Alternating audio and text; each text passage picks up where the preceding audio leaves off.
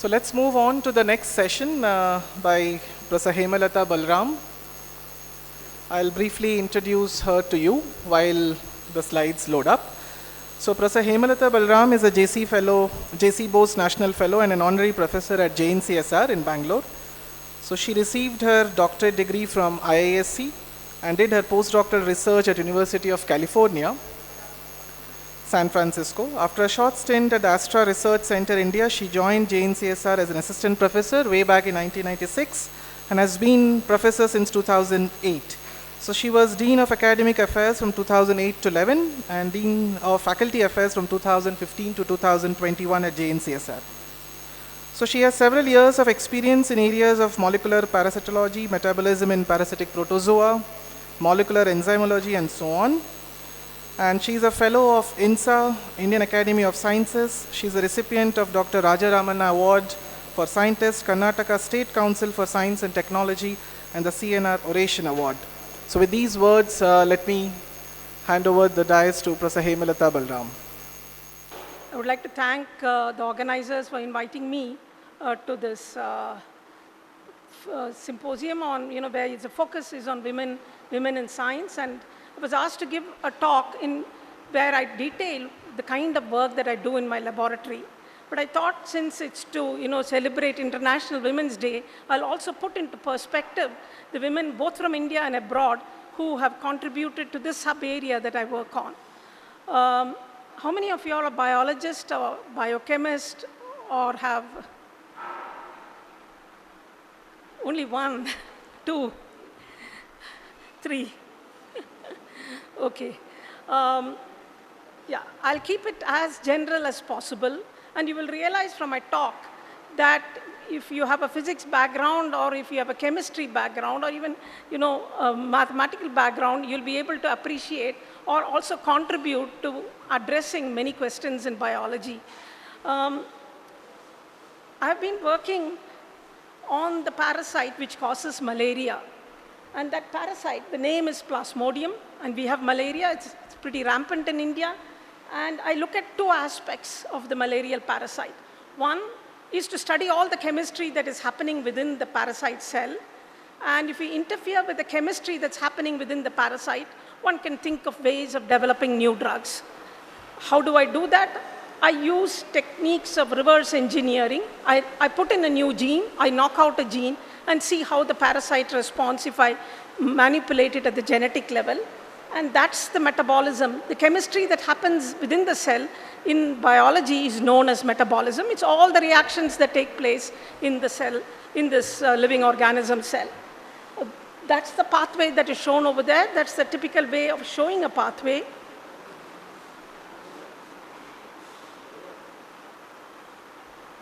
Yeah, if I move from here, I think the microphone won't work. So that's the metabolism or the chemistry that happens. And the way I address this chemistry is I knock out a gene that codes for a protein. I knock out the gene, I knock out the protein, and then look at what happens if this bit of chemistry is interfered with, is tampered with, or I put in a new chemistry into the parasite and ask the question, what is the phenotype, or how does the organism now survive? To each of these genes that I knock out codes for a protein, and all these proteins that I study are either, transporters which take metabolites from one compartment of the cell into another, or they're all enzymes that I study. And these are all the enzymes. And I use tools of X-ray crystallography, which comes from physics, to answer this question, look at the structure and answer the question. As I go along, I'll talk about women who have also contributed heavily into either helping me directly or whose work has made enormous impact into understanding many of the processes that we study. So when I first started my career, we had to grow the parasites in culture in the lab. You can't go back to the patient and draw blood every time. You will not get stable parasites. So you need to have a method for growing it in the lab. This is called culturing. And the person who first trained me was Dr. Prema Bhatt from St. John's Medical College. She's no more. It was remarkable to go there, and the the techniques for growing these organisms which infect you in the lab, these are protozoan parasites, the eukaryotes, they're not bacteria. To grow it in the lab, there were no easy methods. And she was one of the early people who got trained by the person who developed the methodology for growing these organisms in the laboratory. And it is from her that I learned how to culture these organisms in the lab, and that made not only I came from a chemistry background, and to grow cells in the lab was indeed very difficult. And she contributed many ways to medical microbiology, to looking at diarrheal diseases in human beings in India. She was first at CMC Vellore, and then she moved on to St. John's, where she contributed very heavily to setting up a medical microbiology unit. If you look at malaria itself, you find that there are many men who are very well known. Ronald Ross, all of you all have heard, who found that mosquitoes are the ones who transmit the disease. Charles Raverin, a French physician again, who found that it is a protozoan parasite which causes the disease. The name malaria itself means bad air. Mal is bad, air, bad air. So it was associated with the disease coming to people who are living close to swamps in Europe. And the reason being there are mosquitoes, and the mosquitoes carried the disease, and there were people who also had the disease, and the two together transmitted the disease. There was a third person who also got a Nobel Prize, who used the parasite to produce spikes of temperature in a human being. And this was needed in the days before antibiotics were discovered, because people infected with syphilis, who got neurosyphilis, it's a bacterium, which is highly temperature labile. How do you now have a pyrogen that you can introduce into a human body, which will temporarily introduce fever, and during this temporary introduction of fever, you kill this syphilic bacteria? And one novel way he thought of, you can't do such experiments anymore, was to treat these patients with, put malarial parasites into them, you get high fever and chills, and then there was temporary success. But then came antibiotics, and one didn't need to resort to such, apparently brutal measures to cure syphilis. One of the recent Nobel Prizes is the Nobel Prize awarded to Yu Tu. She discovered the current line of anti-malarial drug. We have drug resistance to malaria, and during the Cultural Revolution in China, Mao Zedong had, put forth a dictum saying, I'm marching from one end of the country to another, find a way of curing malaria. And Yu Tu had many ways of doing it, make new molecules, screen them and see if they kill the parasite.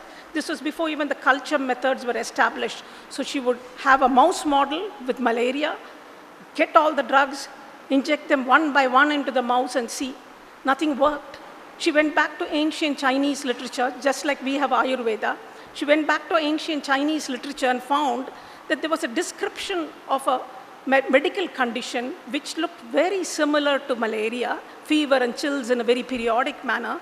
And from that sweet wormwood, Artemisia, that she got this molecule.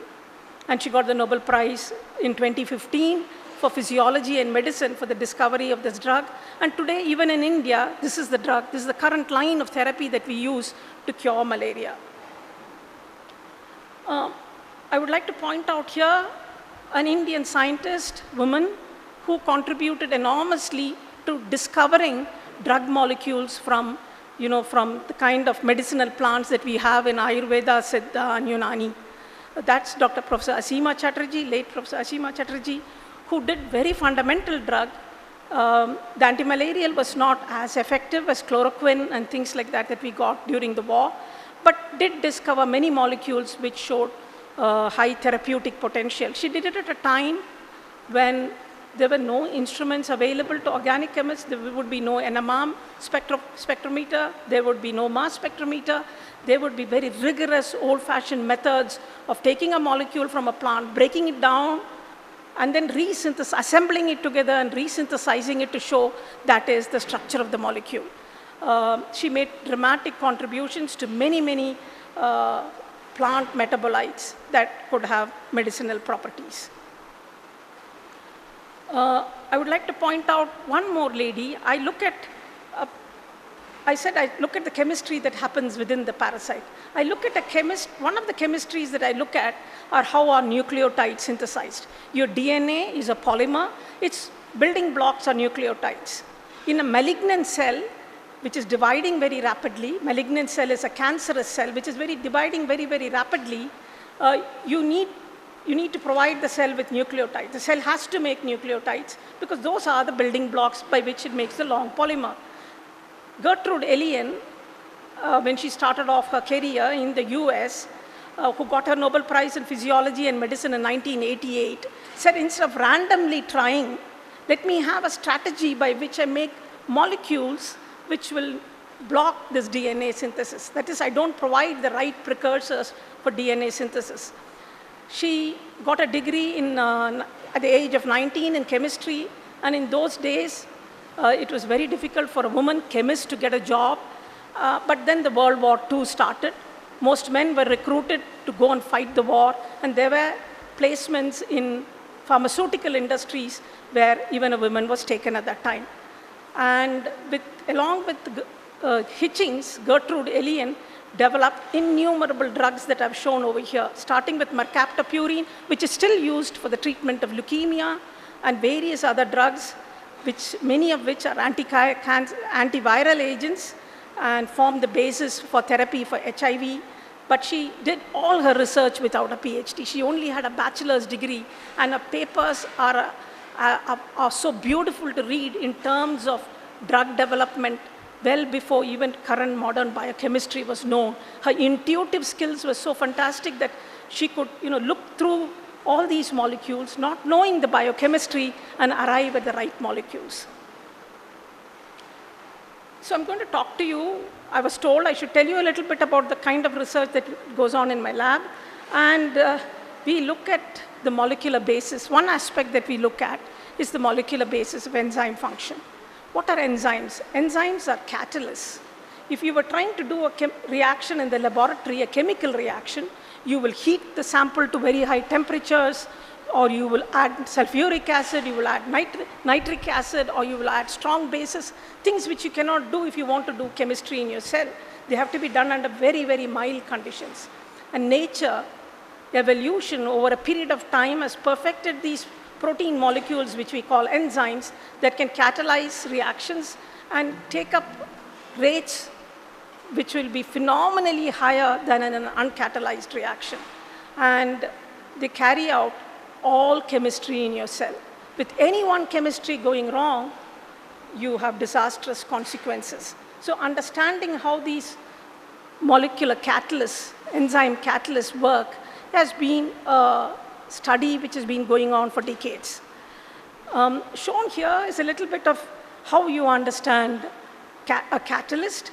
You have two molecules, X and Y, over here reacting, giving rise to a product Z. And they won't react because the barrier that they have to cross, this energy barrier that they have to cross, is very, very high. And they're unable to cross unless, like a chemist in a lab, you boil and heat your samples. Or like your living cell, you add the enzyme. The enzyme lowers this activation energy, enabling conversion of X and Y into Z. So the energy is lowered dramatically. To understand all these, you have numerous people who have contributed, starting from Linus Pauling, JBS Haldane, and in this all, you have one lady over here, Maud Menton. Along with Leonard Michaelis, they put forth this famous equation which relates velocity to substrate concentration. And that's the famous curve which is there in every single textbook. And this explains how enzymes work. And a little bit about Maud Menton. She not only did this before her PhD and arrived at this equation along with Michaelis, but she also had a career as a doctor. She did remarkable work on histochemistry, which is to stain for an enzyme. In many kidney tissues, you strain for the enzyme alkaline phosphatase. This is a method which is still today used. She developed methods by which you pass a current and separate out proteins. And That's where she looked at hemoglobin which of different types in different beings. You must have heard of sickle cell anemia. And though bulk of the credit goes to Linus Pauling, she developed the method and did indeed look at carbonyl hemoglobin, normal hemoglobin, fetal hemoglobin, and various other molecules. She was very well recognized, but there are many things that she did which is often forgotten. So one of the first Nobel Prizes which went to understanding of enzyme catalysts was when Sumner and Northrop crystallized two proteins. One was urease and another was pepsin which is present in your stomach. And according to the Nobel Committee, this monumental work was a very great help in bringing the scientific world to admit that enzymes can be isolated in pure and crystalline condition. This is way back in 1946, when one never thought you could take out a protein, crystallize it, and get pure crystals of a protein. You only thought of organic molecules, inorganic molecules that you can crystallize. And Sumner, in his Nobel lecture, made a very profound prophetic statement. He said in 1946, someday every enzyme in living matter will have been discovered and described. Every chemical reaction which goes on will have been recorded. We're not fully there yet, but we have made dramatic strides in the process of understanding biochemistry. A notable contribution from India to the understanding of structures of proteins, structures of enzymes, is from Professor G.N. Ramachandran. He was C.V. Raman's student, and he was looking at diffraction, and he was looking at diffraction of biological polymers. All people were looking at diffraction of biological polymers at the time, because one didn't realize that you could crystallize, soluble globular proteins. So they were looking at polymers which are fibrous in nature. The polymers that are fibrous in nature in our body are keratin, alpha and beta keratin, collagen, which is a bulk tissue in your body, and then you have DNA, which is also fibrous. And while solving the structure of fibrous collagen, G.N. Ramachandran came up with this allowed regions of conformational space in a protein and came up with this famous 5-psi map. He didn't get the Nobel Prize, but this is a fundamental tenet of all protein structural biology. No structure which violates the Ramachandran allowed regions of conformational space is now accepted by the PDB database we deposit. AlphaFold puts it through Ramachandran criteria.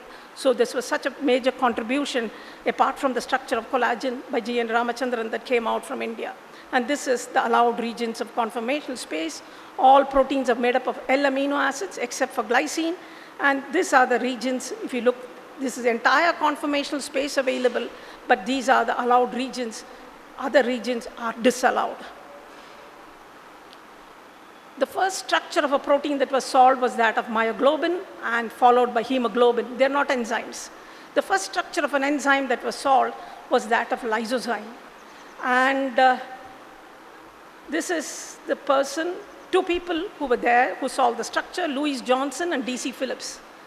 Louise Johnson was a PhD student, and she solved the structure along with the supervisor, D.C. Phillips. And this is D.C. Phillips, soon after solving the structure, giving the lecture in the Royal Society Lecture Hall, where you can see the long polymer, which is about 32 feet long, a model being built with dimensions of amino acid kept in mind, hanging from the roof of this lecture hall. And here is the three-dimensional folded structure that's shown over here. This is just a schematic. All atoms are not shown. And this is a schematic that is shown. And this explained the complementarity of a catalytic site to the transition state geometry. The transition state, which I showed you in an earlier slide, this became clearly visible. And this threw up what is the molecular basis of catalysis that is carried out by enzymes. To this contribution was the PhD student, Louise Johnson. She later on became Dame. She was knighted. She became Dame Louise Johnson. In her obituary, another famous crystallographer, it was written in The Guardian, writes, the most memorable part of that day, the day this was announced in the Royal Society, was the appearance of Louise Johnson, a young graduate student who stunned us all by describing how the enzyme bound its substrates and selectively cleaved polysaccharide components of cell wall, giving rise to its antimicrobial properties, first described by Alexander Fleming in 1920s. So from Fleming's discovery, you now have how the enzyme works at a molecular level. This was the birth of structural enzymology and the beginnings of a continuing investigation of the detailed structures and mechanisms of nature's catalysts. So you can in principle say that this birth itself started with the PhD student's thesis, and that happened to be a woman, Louise Johnson, who went on to contribute enormously to this field, looking at proteins which have a role in diabetes and so on and so forth, enormously. Two tools I use. I use tools which NMR, I use mass spectrometry, which come from chemistry and physics. I also use tools of crystallography. And I want to show you women who have contributed. All of you all must have heard of Rosalind Franklin and the famous photograph 51. She also worked a lot on viruses. This is the structure of the tobacco mosaic virus. These are the viruses which have been crystallized. These are often forgotten. Then there is Dorothy Hodgkin, who solved the structure of insulin, who solved the structure of penicillin, vitamin B12. When she solved the structure of penicillin and first put forth the structure, which is a beta-lactam ring, there were not many people who accepted it, not many people who actually believed in it.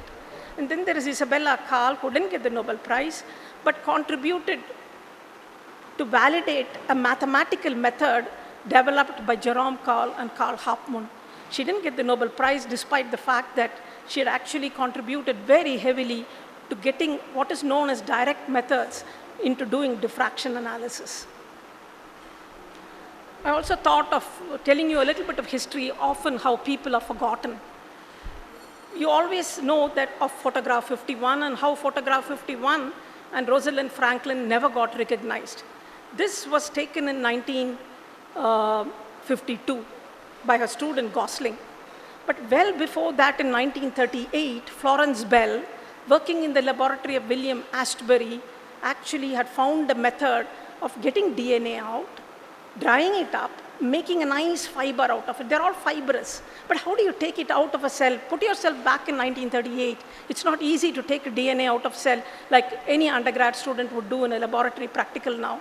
It was difficult, number one, to take it out of the cell, make it into a dry fiber, and put it in front of a beam of X-rays and collect the diffraction pattern.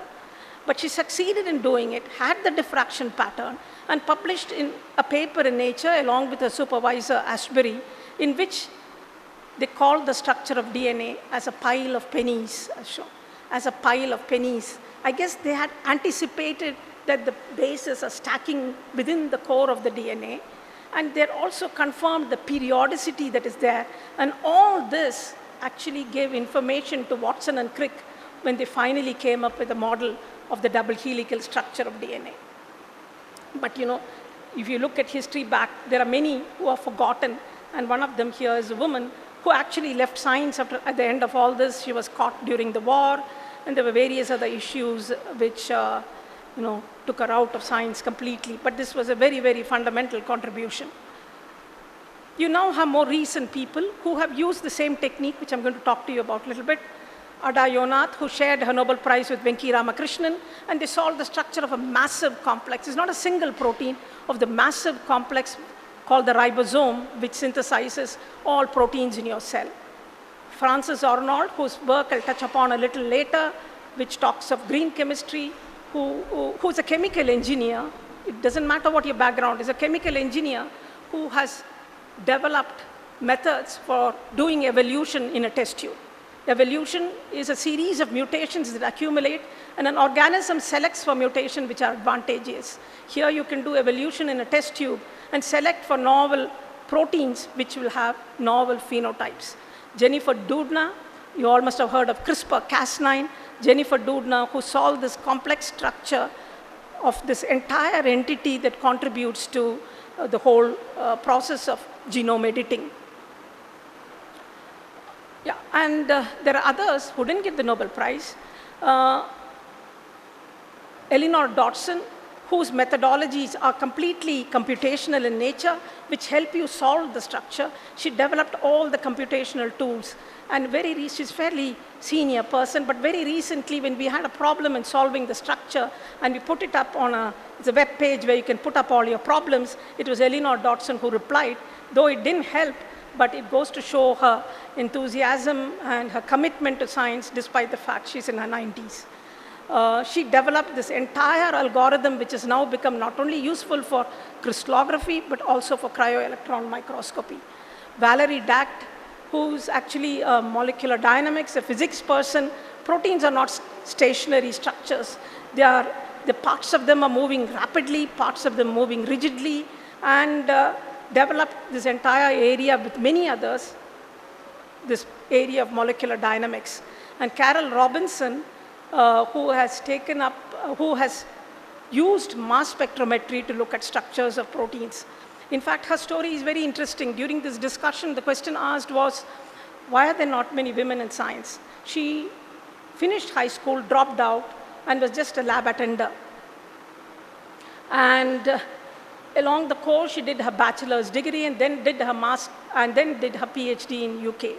She has 3 children, and she has done remarkably well. She's Dame Carol Robinson now, and she could be as well get Nobel Prize in the next few years to come.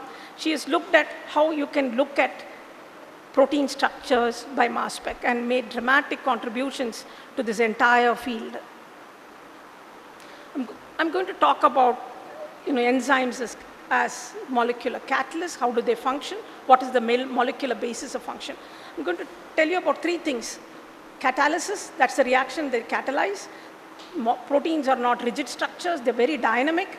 And proteins also have to be stable. They have to compensate for all the dynamics that is there and not lose the structure. Once structure is lost, they're no longer useful. So a typical biochemical way of looking at enzymes is, this blue structure here is the enzyme. The substrate binds, enables a chemical reaction to happen. Product is formed and the product is released out. That's a general enzyme. Most enzymes are like this. But I've been looking at enzymes which tunnel intermediates generated in one active site to another active site. Active site is the region where the chemistry takes place within an enzyme. Enzymes are very, very large. Active sites are small pockets where the chemistry takes place. And we have the enzyme with 2 active sites, 2 different reactions taking place. The product of one reaction cannot come out of the system. If it comes out of the system, it's no longer useful. So it has to be an intramolecular tunneling, completely shielded from water. All our living systems are in water. And how does biological systems achieve this?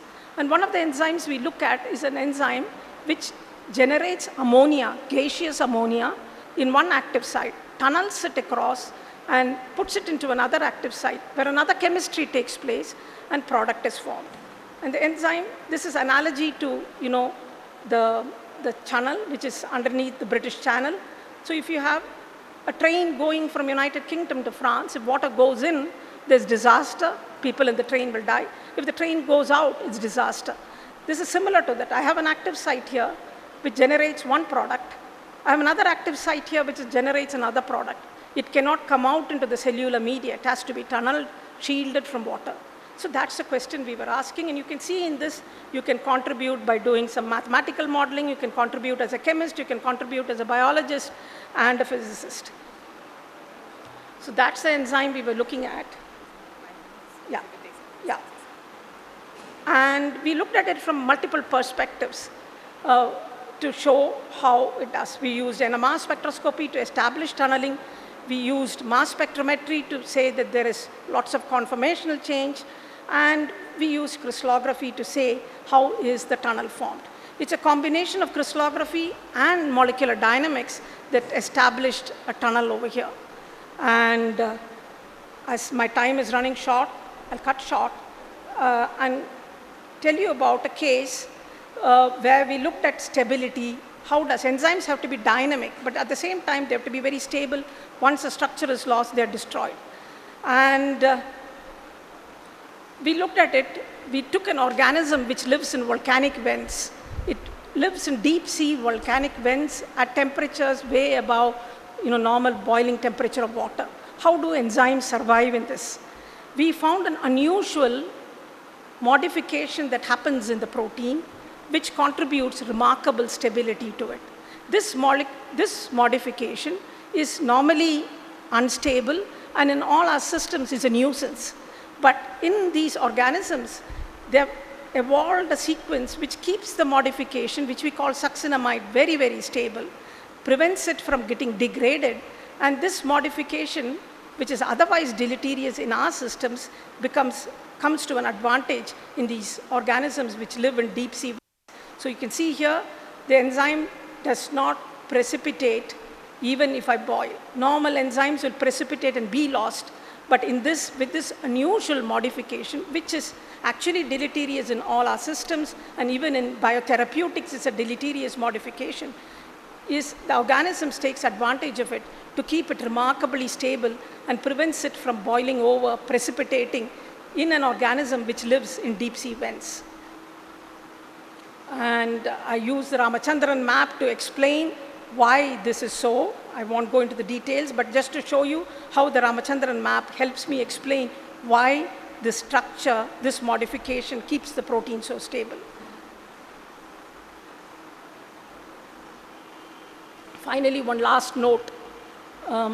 I had in my abstract a statement saying that we can engineer new enzymes.